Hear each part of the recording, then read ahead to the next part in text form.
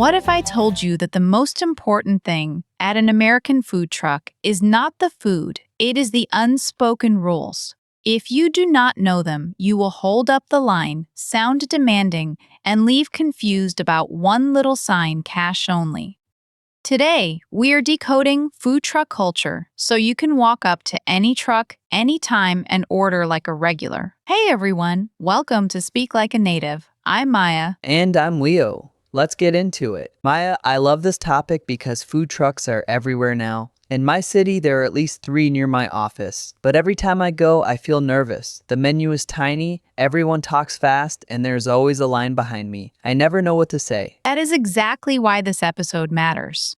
Food trucks are restaurants on wheels, but the rhythm is completely different from a sit-down restaurant. In a restaurant, you sit down, a server gives you a menu, and you have time. At a food truck, you are outside, you have about 30 seconds, and the line is moving. So the language has to be quick, clear, and polite. Okay, so what is the first thing I should learn? The first phrase is "can I get?" instead of "I want" or "give me." In American English, "I want" is not terrible, but it can sound a little childlike or demanding.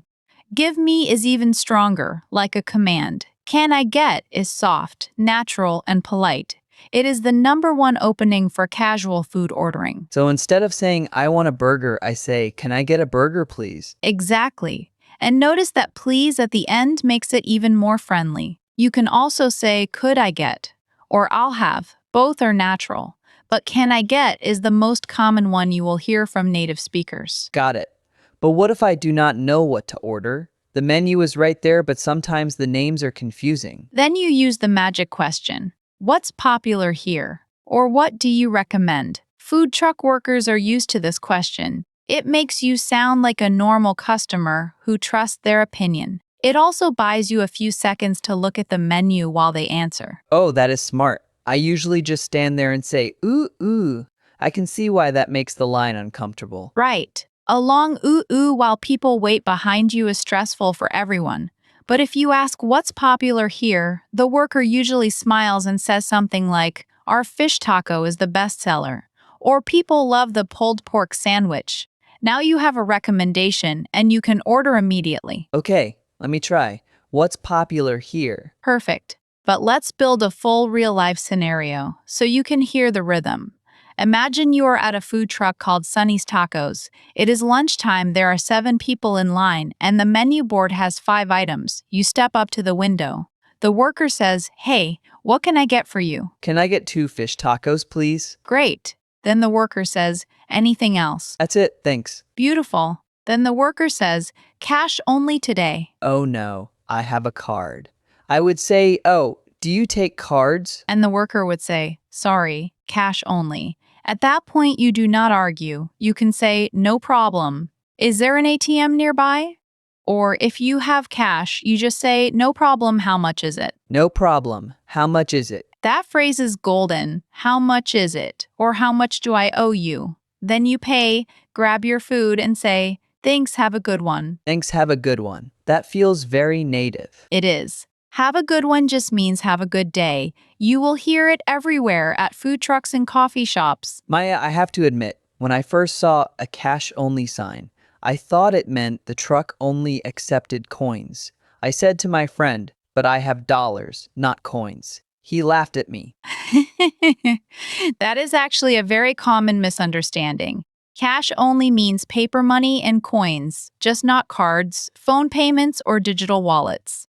The word cash covers all physical money. So if you have a $10 bill, you are fine. The sign does not mean coins only. Okay, so cash only equals no cards. I will not forget that. Good. And this is important because many learners from different backgrounds get confused here. Chinese speakers often use mobile payment, so the idea of no phone payment feels surprising. Spanish speakers might think of efectivo in their mind, which is exactly cash, so they usually get it. Arabic speakers sometimes say cash money or ask, "Can I pay by card?" which is a natural question, but the truck might still say no. So I should always carry some cash when I know I am going to a food truck. Yes, and small bills are even better.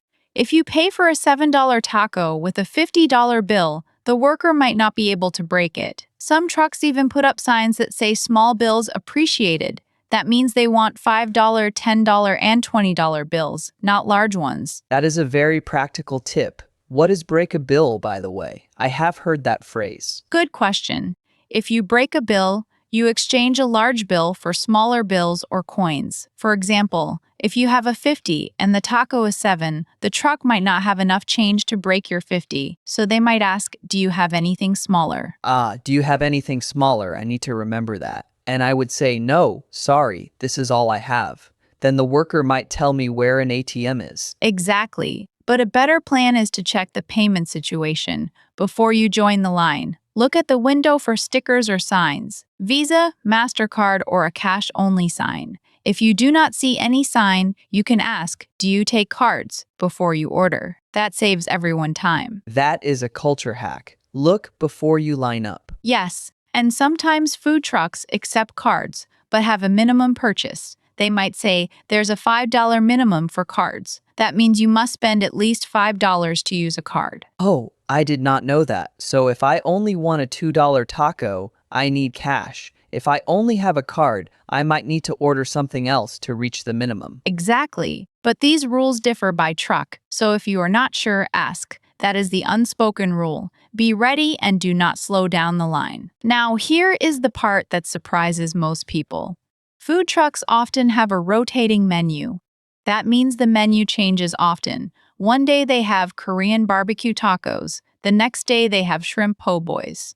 It is not a mistake on the sign, it is the culture. Wait, really? So if I saw a photo of a burger on their social media, on Monday, on Wednesday, they might not have it? Exactly. That is why regulars check the truck's social media before they go. They look for the daily special or the updated menu. The word special at a food truck usually means a dish that is only available for a short time, maybe today only or this week only. So I should say, what's the special today, instead of complaining that the old menu is gone. Yes, what's the special today is more useful than, but you had this yesterday. The culture expects change. A rotating menu is a good thing. It means the cook is using fresh ingredients or testing new ideas. If you want to sound like a regular, you can even say, "Oh, you changed the menu. What's good today?" Oh, you changed the menu. What's good today? That sounds so natural. And the worker might say, "The pork belly bowl is really good today." Now you are having a conversation, not just placing an order. I love that. So a rotating menu is not a physical menu that spins. It is just a menu that changes. Right. Some learners hear rotating menu and picture a wheel of food spinning around, but it simply means the options rotate or change over time. Think of it like a playlist that updates every week. A playlist that updates. That is a great analogy. Maya, I saw a menu that said carne asada. I froze because I did not know how to say it. What do I do? First, do not panic. It is very common to see Spanish, Korean, Vietnamese, or French words on food truck menus because the food is often fusion. You can point and say, "I'll have this one please," if you really cannot say it. But here is a trick. Say the carne asada. Am I saying that right? Most workers will happily correct you or just accept your attempt. The carne asada. Am I saying that right? That is a great phrase. It shows you are trying. You can also ask, "How do you pronounce this?" and point at the menu. Native speakers do this too, so you will not sound silly. How do you pronounce this? That feels polite. Yes, and never be embarrassed about accents. The important thing is to communicate. A lot of learners from Chinese backgrounds avoid ordering dishes with hard names and just order fries, but trying the real food is part of the fun. So, if I see aioli or chipotle, I should not skip it. Right. Chipotle is a tricky one even for native speakers. It is a smoked chili, and it is pronounced roughly chipotle. Many people, even Americans, accidentally say chipotle, so you are in good company. Chipotle. Okay, I will practice. And aioli is a garlic mayonnaise, pronounced aohle. If you ask what's the aioli like, the worker might say, "It's garlicky and creamy." Now you know if you like it. What's the aioli like? That is a good sentence for asking about flavors. Yes, you can use "what's it like" for any unfamiliar dish. The pork belly bowl, what's it like? The answer will help you decide. The pork belly bowl. What's it like? I like that. Okay, I think I am ready. Let me try a full order. I walk up and say, "Give me the fish taco. I want extra sauce." Haha, wait, Leo, stop right there. Did you hear what happened? You used give me and I want in the same order. That is the classic mistake. Oh no. I was trying so hard to sound confident, and I sounded like a boss ordering an employee around. It is okay. Confidence is good, but we want polite confidence. The fix is simple. Can I get the fish taco with extra sauce, please? One sentence. Polite, clear, and natural. Can I get the fish taco with extra sauce, please? Perfect. You can also add and before extras. Can I get the fish taco with extra sauce and a side of chips, please? Notice how with and connect the additions smoothly. Can I get the fish taco with extra sauce and a side of chips, please? Beautiful. And if they ask anything else, do not just say no. Say that's it, thanks. Or that'll be all, thanks. It is warmer and it signals that you are done. That is a small change that makes a big difference. I used to say, just no, and then stand there awkwardly. Right. A flat no can feel a little cold because the worker does not know if you are finished or just thinking. That's it, thanks, closes the order nicely. Why are food trucks such a big deal in America? I know they are popular, but I do not know the story behind it. Let me give you the short version. In the last 20 years, food trucks went from selling cheap hot dogs and ice cream to being a serious food scene. Cities like Los Angeles, Portland, Austin, and New York became famous for trucks run by trained chefs. These chefs wanted to open a restaurant, but a food truck was much cheaper. So they put creative food on wheels, fusion tacos, gourmet grilled cheese, lobster rolls, and built huge followings on social media. So food trucks are not just low-quality fast food anymore. Exactly. Some food trucks have lines that stretch down the block. People track their favorite truck online and meet it at different locations. There are food truck festivals where dozens of trucks park together. So understanding the culture is helpful not only for eating, but for making small talk. If I go to a food truck festival, what kind of small talk can I make? You can say, "This is my first time here. What's your most popular item?" Or, "I've been following you on Instagram. I saw the mango salsa and had to try it." Or, "Wow, the line is long. That must be a good sign." These little comments show that you understand the scene. The line is long. That must be a good sign. I would have just complained about waiting. Complaining about the line is normal too, but noticing that a long line means good food is a more positive way to talk. You can say, "Looks like this place is worth the wait." That is a very natural phrase. Looks like this place is worth the wait. I will use that. I saw a tip jar on a food truck counter. Is it expected to tip? I thought you only tip at restaurants with waiters. Good question. At a food truck, there is no waiter, so tipping is not required like in a sit-down restaurant. But many trucks have a small jar on the counter, and it is common to drop in $1 or some coins if the service is friendly. If you pay with cash and get coins back, you can drop the coins in the jar. It is a small gesture, not a rule. So if I do not tip, I will not be rude. Correct. But if the worker recommends something great and you love the food, $1 in the jar is a nice way to say thanks. You can simply say thanks, this was great, as you drop it in. No need to make a big announcement. Thanks. This was great. Got it. Is there a difference between street food and food truck in English? Yes, street food is the broad category, any food sold on the street, from a cart, a stand, or a truck. A food truck is specific, a truck with a kitchen inside. A hot dog cart is street food, but it is not a food truck, so if you say I love street food, that includes trucks, carts, and market stalls. If you say let's try that food truck, you mean the truck specifically. Okay, so street food is the big umbrella, and food truck is one type under it. Exactly. If you visit Thailand, Mexico, or Vietnam, you will find amazing street food, but a lot of it comes from carts and stalls, not trucks. In America, the food truck is the star of the street food world. What other mistakes do learners make at food trucks? A few common ones. Chinese speakers sometimes say one fish taco as a complete sentence. It sounds like you are reading a list, not making a request. Adding "can I get" fixes it. Spanish speakers sometimes translate "me das" directly to "give me," which we already fixed. Arabic speakers sometimes say, I need a taco, which is not terrible, but need sounds a little too strong in a polite ordering context. Can I get or I'll have is softer. So no matter where I am from, can I get solves the problem? Yes, that is the one phrase that works across all backgrounds. But let me add one more useful phrase. Is it spicy or how spicy is it? Food trucks often serve bold, flavorful food, and the heat level can surprise you. Oh, that is important. I cannot handle very spicy food. How spicy is it? Great. The worker might say mild, medium, or hot. That is common at taco trucks and wing trucks. If you want less spice, you can say, can I get it mild, please? If you want more, say, can I get it extra hot? Can I get it mild, please? That is useful for me. And if you like it, you can say, this is so good, what's in it? Food truck workers love talking about their food. It is a nice way to practice your English and show appreciation. How do I find good food trucks? Should I just walk around and hope?